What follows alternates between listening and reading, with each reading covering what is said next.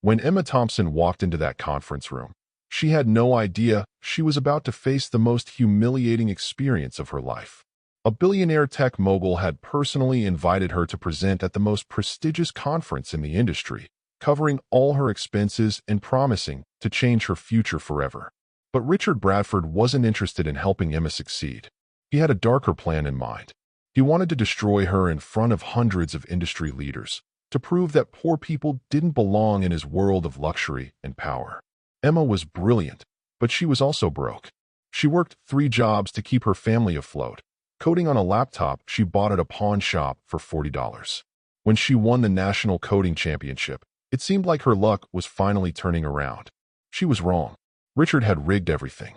Her laptop would fail. Her presentation would crash. The tech journalist he invited would document her humiliation for the world to see. In his mind, she was just another charity case who needed to be put back in her place. But Emma Thompson had something Richard Bradford didn't expect. She had a secret that would turn his cruel game completely upside down. A secret that would expose him as a fraud and destroy his billion-dollar empire in a single afternoon. When Emma walked up to that whiteboard and started drawing, she had no idea she was about to deliver the most devastating revenge in tech history. The poor girl from the wrong side of the tracks was about to teach a billionaire bully the most expensive lesson of his life. The fluorescent lights of the computer lab hummed overhead as Emma Thompson's fingers flew across the keyboard. It was 2:47 a.m., and she was the only one left in the building. Again, the security guard had stopped checking on her weeks ago, knowing she'd be there until dawn, hunched over lines of code that most people couldn't even begin to understand. Emma pushed a strand of dark hair behind her ear and squinted at the screen. The algorithm was almost perfect. Almost.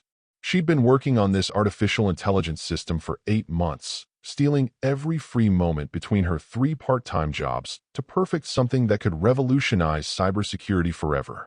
Her phone buzzed. A text from her little brother Jake. "Mom's medicine is running low again. We need $200 by Friday." Emma closed her eyes and rubbed her temples. The medication for her mother's diabetes had doubled in price last month. Between rent, groceries, and medical bills, there was never enough money, never enough time, never enough of anything except the crushing weight of responsibility that had been on her shoulders since she was 17. But tonight was different. Tonight, she was going to submit her project to the National Coding Championship. The prize was $50,000 and a chance to present at the most prestigious tech conference in the country. It was her shot at changing everything.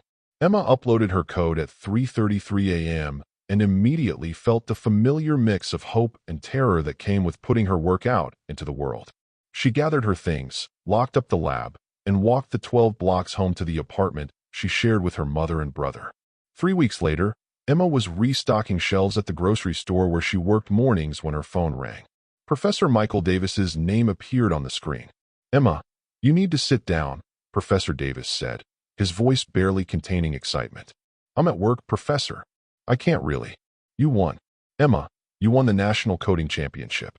Out of 10,000 submissions, yours was selected as the winner." Emma's legs gave out. She slumped against the cereal aisle, her heart hammering against her ribs. "I won. Are you serious?" "Dead serious. And Emma, the head judge wants to meet you. Richard Bradford himself called to congratulate you." Richard Bradford. Even Emma knew that name. The tech billionaire who'd built his empire from nothing, whose company controlled half the cybersecurity market in America. He was worth $12 billion and was known for his brutal business tactics and his belief that only the strongest deserved to succeed. "He wants to meet me?" Emma whispered. "More than that. He wants to sponsor your attendance at the National Tech Innovation Conference. That's a $2,000 ticket, Emma. Plus travel, hotel, everything. He's covering it all." Emma's manager appeared at the end of the aisle, tapping his watch impatiently. She had to get back to work, but her mind was spinning. This was it. This was her chance to escape the cycle of poverty that had trapped her family for generations. 2 days later, Emma stood outside the gleaming headquarters of Bradford Technologies, wearing the only dress she owned that didn't have visible stains or holes. Her hands shook as she approached the reception desk. "I'm here to see Mr. Bradford," she said to the perfectly manicured receptionist. The woman looked her up and down with barely concealed disdain. "Name?" "Emma Thompson." I'm the coding championship winner. The receptionist's expression didn't change, but she picked up her phone. Mr. Bradford, your 3 o'clock is here. A pause. Yes, sir. Right away. Emma was led to an elevator that climbed to the 40th floor. The doors opened to reveal an office that was bigger than Emma's entire apartment. Floor-to-ceiling windows offered a view of the city that made her feel dizzy. And behind a desk that looked like it cost more than her family's annual income sat Richard Bradford. He was shorter than she'd expected, with silver hair and sharp blue eyes that seemed to catalog every flaw in her appearance. His suit probably cost more than her mother's medication for a year. Emma Thompson, he said, standing and extending his hand. The famous coding prodigy. Emma shook his hand, trying to keep her voice steady. Thank you so much for this opportunity, Mr. Bradford. I can't tell you how much it means to me and my family. Richard smiled, but something cold flickered in his eyes. Please sit. I want to hear all about your background. For the next hour, Richard asked questions that felt more like an interrogation. Where did she grow up? What did her parents do for work? How did she afford college? Emma answered honestly, talking about her mother's illness, her father's death when she was 15, the job she worked to keep her family afloat. With each answer, Richard's smile grew wider, and Emma began to feel uncomfortable. There was something predatory about the way he was looking at her, like she was a specimen under a microscope. Fascinating, Richard said finally. A true rags to riches story in the making. Tell me, Emma, what do you think separates successful people from those who remain trapped in poverty? Emma hesitated. The question felt like a trap. I think everyone has potential, Mr. Bradford. Sometimes people just need the right opportunities. Opportunities. Richard leaned back in his chair. How wonderfully naive. I built this company with nothing but determination and intelligence. No handouts. No shortcuts. Just pure merit. Emma nodded, though something about his tone made her skin crawl. The conference is in 2 weeks, Richard continued. You'll be presenting your project to an audience of the most important people in tech. CEOs, investors, journalists. People who can make or break careers with a single decision. I understand, sir. I won't let you down. Oh, I'm counting on that. Richard's smile was sharp as a blade. You see, Emma, I believe in giving people exactly what they deserve. And I have a feeling you're going to get exactly what you deserve.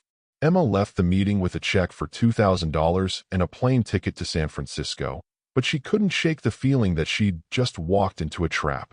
There had been something in Richard's voice, something that suggested he knew more than he was letting on. That night, she called Professor Davis to tell him about the meeting. He seemed strange, Emma said, pacing her tiny bedroom, like he was planning something. Emma, you're overthinking this. The man is worth billions. He doesn't need to play games with a college student. But Emma couldn't let it go. Over the next 2 weeks, she threw herself into preparing for the presentation. She refined her code, practiced her speech, and researched every attendee she could find. She was going to be ready for anything. The night before her flight, Emma sat in the computer lab one last time, making final adjustments to her presentation. She'd spent the last of her savings on a used laptop that wouldn't embarrass her too much at the conference. It wasn't much, but it would have to do. Her phone buzzed with a text from an unknown number. Looking forward to your presentation tomorrow. Break a leg. RB. Emma stared at the message, that familiar feeling of unease creeping up her spine. Richard Bradford had her personal number. He was thinking about her presentation at 11 p.m. on a Sunday night. That wasn't normal behavior for a billionaire with hundreds of employees and investments to manage. She screenshot the message and sent it to Professor Davis with a note. Does this seem weird to you? His response came immediately. Probably just being encouraging. You're going to do great, Emma. This is your moment. Emma wanted to believe him. She wanted to believe that her life was finally turning around, that her years of struggle were about to pay off. But deep in her gut, she knew something was wrong. She spent the rest of the night double-checking her code, making sure every line was perfect. Whatever Richard Bradford was planning, she was going to be ready. She had to be. This presentation wasn't just about her anymore. It was about her mother's medical bills, her brother's college fund, and every other kid who'd grown up poor and been told they didn't belong in places like this.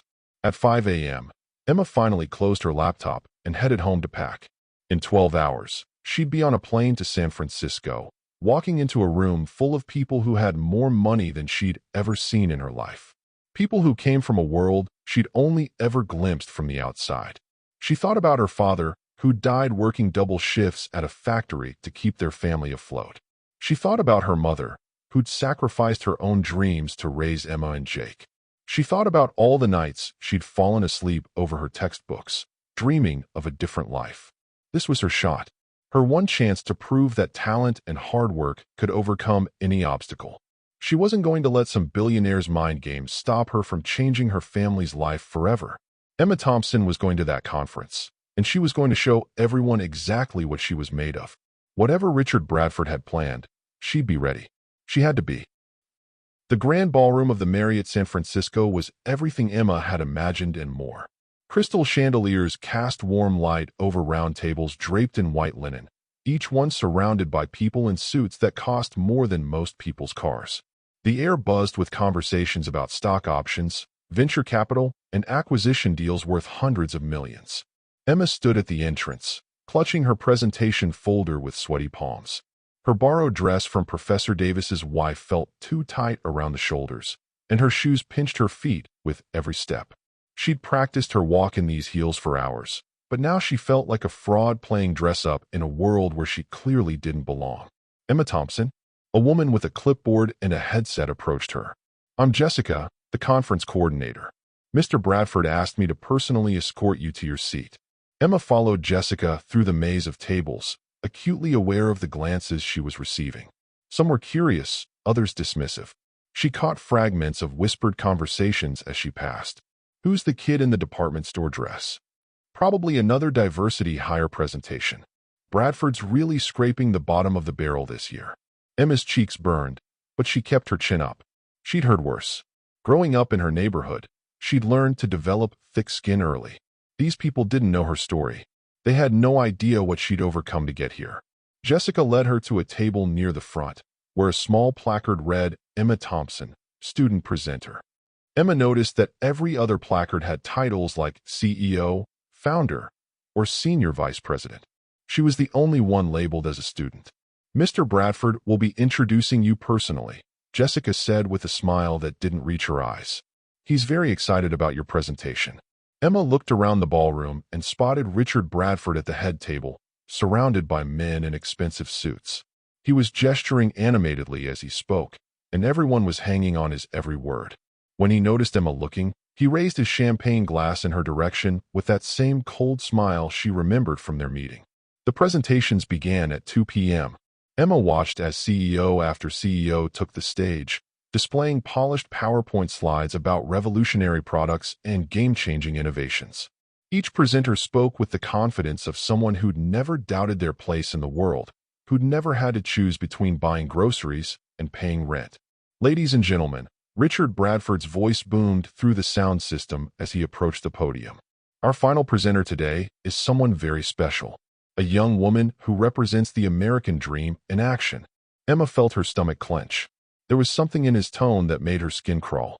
Emma Thompson is a 22-year-old college student from the wrong side of the tracks. She works 3 jobs to support her sick mother and younger brother. She's never owned a new computer, never had a professional mentor, never had any of the advantages that most of us take for granted. The audience was listening intently now, and Emma could feel their eyes on her. She wanted to disappear. But Emma has something that money can't buy. She has grit. She has determination. And she has the audacity to believe that she belongs in a room with people like us. Richard paused, letting his words sink in. Emma noticed that several people in the audience were smiling, and not in a kind way. "I've sponsored Emma's attendance today because I believe in giving everyone a chance to succeed, even those who come from circumstances that might make success seem impossible." Emma's blood ran cold. This wasn't an introduction. This was a setup. Richard was painting her as a charity case, a feel-good story about a poor girl who'd gotten lucky. He was making sure everyone in the room knew she didn't belong. So please, join me in welcoming Emma Thompson, who will be presenting her project on cybersecurity innovation. The applause was polite, but lukewarm as Emma walked to the stage on shaking legs. She'd practiced this presentation 100 times, but now her mind was blank. The hot stage lights made her sweat, and she could barely see the audience beyond the first few rows. Emma approached the podium and connected her laptop to the presentation system. She'd tested everything 3 times that morning, but when she pressed the power button, nothing happened. The screen remained black. Having technical difficulties? Richard called out from the audience, his voice dripping with false concern. Don't worry, Emma. These things happen to the best of us. Emma's hands shook as she checked the connections. Everything looked right, but the laptop wouldn't respond. She could hear whispers from the audience, and someone let out a small laugh. Take your time, Richard said, his voice carrying clearly through the room. I'm sure you'll figure it out. After all, you're supposed to be some kind of computer genius. Emma's face burned with humiliation.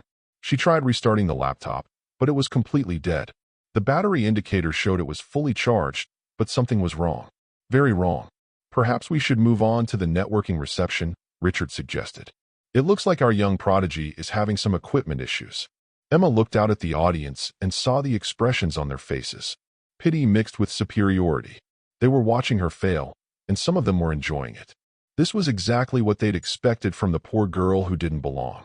But then something inside Emma snapped. She'd been poor her entire life, but she'd never been stupid, and she'd never been a quitter. Actually, Emma said, her voice cutting through the whispers, I don't need the laptop. She walked away from the podium and approached the large whiteboard that stood at the side of the stage. Someone had left a box of markers nearby, probably for the earlier presentations. Emma picked up a black marker and began to write. My project is called Sentinel, she said, her voice growing stronger with each word. It's an artificial intelligence system that can predict and prevent cyber attacks before they happen. Emma began drawing on the whiteboard, her hand moving with practiced precision. She drew network diagrams, algorithm flowcharts, and mathematical equations that filled the board with complex calculations. Traditional cybersecurity is reactive, she continued, her confidence building. We wait for attacks to happen, then we respond. But Sentinel learns from patterns in network traffic, user behavior, and system vulnerabilities to predict attacks up to 72 hours before they occur. The audience had fallen silent. Emma's diagrams were incredibly detailed, and her explanations were clear and sophisticated. She wasn't just reciting memorized facts. She was teaching them about concepts that even the most experienced tech executives in the room were struggling to follow. The core innovation is in the predictive modeling, Emma said, writing a series of equations that took up half the board. By analyzing micropatterns in data flow and correlating them with historical attack vectors, Sentinel can identify potential threats with 94.7% accuracy. Emma heard someone whisper, Holy shit, she's doing this from memory. She turned to face the audience, marker still in hand. I've been working on this for 8 months. Not in a fancy lab or with a team of researchers. In my kitchen, on a laptop I bought at a pawn shop for $40. The room was completely quiet now. Emma could see that some of the audience members were taking notes, trying to follow her explanations. Others were simply staring in amazement. I've tested Sentinel against every major cyber attack from the past 5 years, Emma continued, turning back to the board. It would have prevented the Equifax breach, the Target hack, and the Colonial Pipeline attack. It would have saved companies billions of dollars and protected millions of people's personal information. Emma drew a final diagram showing how Sentinel integrated with existing security systems. The best part is that it's designed to be affordable. Small businesses, schools, hospitals, anyone can use it. You don't need $1 million security budget to protect yourself from hackers. She set down the marker and faced the audience. I know I'm not what you expected. I know I don't look like the other presenters you've seen today. But I've spent my entire life solving problems with limited resources. I've had to be creative, efficient, and relentless because I couldn't afford to fail. Emma's voice grew stronger, more passionate. Every line of code in Sentinel was written while I was worried about paying rent. Every algorithm was debugged while I was calculating how to make groceries last another week. This project isn't just about cybersecurity. It's about what happens when necessity meets innovation. The audience was transfixed. Emma had transformed from a nervous college student into a commanding presenter who clearly understood her subject better than anyone in the room. I've been poor my entire life, Emma said, her eyes finding Richard Bradford in the audience. But I've never been ignorant. I've never been lazy. And I've never been someone who gives up when things get difficult. She gestured to the whiteboard covered in her diagrams. This is what I can do with a $40 laptop and a dream. Imagine what I could accomplish with actual resources. Emma walked back to the podium, her presentation complete. The room was so quiet you could hear the air conditioning humming. Then someone in the back started clapping. Slowly, others joined in. The applause grew louder and more enthusiastic until the entire ballroom was on its feet, giving Emma a standing ovation. Emma looked out at the audience and saw faces that had completely changed. The pity was gone. The superiority was gone. Instead, she saw respect, admiration, and genuine awe. But when her eyes found Richard Bradford, she saw something else entirely. His face was pale, his jaw clenched tight. He was applauding, but his eyes were filled with fury. Emma had just done something that Richard Bradford had never expected. She'd succeeded.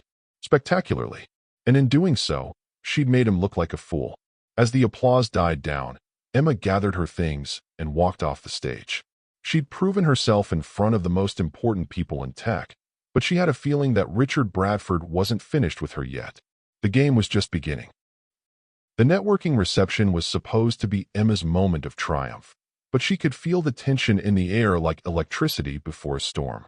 Groups of executives huddled around cocktail tables, their conversations hushed and urgent. Emma noticed that several people kept glancing in her direction, then quickly looking away when she caught their eyes. She stood near the appetizer table, holding a glass of water and trying to process what had just happened. Her presentation had been a success beyond her wildest dreams, but something felt wrong. Richard Bradford had disappeared immediately after her standing ovation, and his absence felt more threatening than his presence. Emma Thompson? A deep voice behind her made her turn around. The man approaching her was tall and distinguished, with silver hair and kind eyes behind wire-rimmed glasses. He wore a simple navy suit that somehow looked more expensive than all the flashy designer outfits around him. "I'm William Hayes," he said, extending his hand. "I wanted to congratulate you on the most impressive presentation I've seen in 30 years of attending these conferences." Emma shook his hand, trying to place the name. William Hayes. It sounded familiar, but she couldn't quite remember where she'd heard it. "Thank you, Mr. Hayes. I'm sorry, but I don't think I know your company." William smiled. "I try to keep a low profile. I run a small foundation that invests in educational technology. But I'm much more interested in hearing about you. That Sentinel system of yours is remarkable." Before Emma could respond, a commotion near the entrance caught their attention. Richard Bradford had returned, and he wasn't alone. He was accompanied by two men in dark suits who looked distinctly out of place at a tech conference. "Ladies and gentlemen," Richard's voice boomed across the reception hall. "I'm afraid I have some disturbing news to share with you all." The room fell silent. Emma felt her stomach drop. "It has come to my attention that our young presenter, Emma Thompson, may not be entirely truthful about her background or her work." Emma's face went white. "What are you talking about?" Richard pulled out a tablet and began reading from it. "According to my investigators, Emma Thompson has been living under a false identity. Her real name is Emma Rodriguez, and she's the daughter of convicted felon Miguel Rodriguez." The room erupted in whispers. Emma felt like she was going to be sick. "Furthermore," Richard continued, "the Sentinel system she presented today appears to be stolen intellectual property from a classified government project that her father worked on before his arrest." Emma's legs nearly gave out. She grabbed the edge of the nearest table for support. "That's not true. That's not true at all." "I'm afraid it is," Richard said, his voice dripping with false sympathy. "Emma, or should I say Emma Rodriguez, has been perpetrating an elaborate fraud. She's not a brilliant student overcoming poverty. She's a criminal following in her father's footsteps." The two men in suits stepped forward. "Miss Rodriguez," one of them said, "we're going to need you to come with us for questioning about the theft of government property." Emma looked around the room desperately. Every face was staring at her with a mixture of shock and disgust. The same people who had given her a standing ovation minutes before now looked at her like she was a dangerous criminal. "This is insane," Emma said, her voice shaking. "I've never heard of Miguel Rodriguez. My father was James Thompson, and he died when I was 15. He worked at a factory, not for the government." "Enough," Richard said firmly. "I think we've heard enough lies for one day." But then William Hayes stepped forward. "Actually, Richard, I think we're just getting started with the lies." Richard's confident expression faltered slightly. "William, this doesn't concern you." "Oh, but it does," William said. his voice calm but carrying an edge of steel. You see, I knew James Thompson personally. He was one of the most brilliant programmers I ever worked with. Emma stared at William in shock. You knew my father? I did indeed. And I know exactly what happened to him 23 years ago when he developed the foundational code for what would become the modern cybersecurity industry. Richard's face was turning red. William, I don't know what you're implying, but I'm not implying anything, Richard. I'm stating facts. William pulled out his own tablet and began reading. James Thompson developed the core algorithms for predictive cybersecurity analysis in 1999. He was working as a contractor for Bradford Technologies, which was then a small startup run by Richard Bradford. The room was completely silent now. Emma could hear her heart pounding in her ears. James Thompson died in a car accident in 2007, William continued. But not before he taught everything he knew to his daughter, Emma. The real Emma Thompson, not the fictional Emma Rodriguez that Richard just invented. William turned to face the audience. You see, Richard Bradford built his entire empire on James Thompson's work. He stole the code, filed the patents under his own name, and became a billionaire while the real inventor died in poverty. Richard's face was now completely white. You can't prove any of that. Actually, I can. William smiled. Because I've been documenting Richard's theft for over 2 decades. I was James Thompson's business partner before Richard destroyed our company and stole everything we'd built. Emma felt like she was in a dream. You're William Hayes. You're the William Hayes. You founded 3 of the biggest tech companies in Silicon Valley. Guilty as charged, William said. And I've been waiting 23 years for this moment. Richard was backing toward the exit, but William's voice stopped him. Oh, Richard, don't leave yet. We're just getting to the good part. William addressed the room. Everything Emma presented today was developed independently by her, using the knowledge her father passed down to her. But here's the interesting part. Emma's Sentinel system is so advanced that it can actually trace the origins of other cybersecurity code. Emma suddenly understood. You want me to run Sentinel against Bradford Technologies systems? Only if you're willing, William said. I think the results would be very enlightening. Emma looked around the room and saw that everyone was watching her intently. She thought about her father, who had died believing he was a failure. She thought about her mother, struggling to pay medical bills. She thought about every night she'd stayed up late coding, dreaming of a better future. I'll do it, Emma said. William handed her a laptop. This is connected to a secure network. You can access Bradford Technologies' source code through their public API. Emma's fingers flew across the keyboard. Within minutes, she had Sentinel running against Bradford Technologies' core security systems. The results appeared on screen for everyone to see. According to Sentinel's analysis, Emma announced, 78% of Bradford Technologies' source code is identical to programs written by James Thompson between 1999 and 2006. The remaining 22% consists of minor modifications and updates. The room erupted in shocked murmurs. Several people were already taking pictures of the screen with their phones. Furthermore, Emma continued, Sentinel has identified 17 different patents filed by Bradford Technologies that are based on my father's original work. The estimated value of these patents is $4.2 billion. Richard Bradford's empire was crumbling in real time. Emma could see him frantically texting someone, probably his lawyers. There's more, William said. Richard, would you like to explain to everyone why you hired private investigators to create a false identity for Emma? Why you rigged her laptop to fail during her presentation? Richard's face was a mask of fury. You can't prove any of that. Actually, I can. William smiled. Because the private investigators you hired work for my security firm. They've been reporting your activities to me for weeks. Emma stared at William in amazement. You knew this was going to happen? I suspected Richard might try something like this. He's always been predictable in his cruelty. But I had no idea you were James Thompson's daughter until I heard your presentation today. The way you explained those algorithms, the passion in your voice, it was exactly like your father. Richard Bradford was now surrounded by reporters and executives, all asking questions at once. His carefully constructed public image was falling apart, and everyone could see the real man underneath the polish and charm. Emma, Williams said, I'd like to make you an offer. My foundation wants to fund your education through graduate school. Full ride, plus a generous living stipend for your family. And when you're ready, I'd like you to consider joining my company as our head of cybersecurity research." Emma felt tears welling up in her eyes. "Mr. Hayes, I don't know what to say. Say you'll think about it. But I have one condition." "What's that?" "Never let anyone tell you that you don't belong somewhere because of where you come from. Your father was the most brilliant programmer I ever knew, and you're even better than he was." Emma looked around the room. Richard Bradford was being escorted out by security, his face red with humiliation. The same executives who had looked down on her an hour ago were now approaching her with business cards and job offers. But Emma wasn't interested in their offers.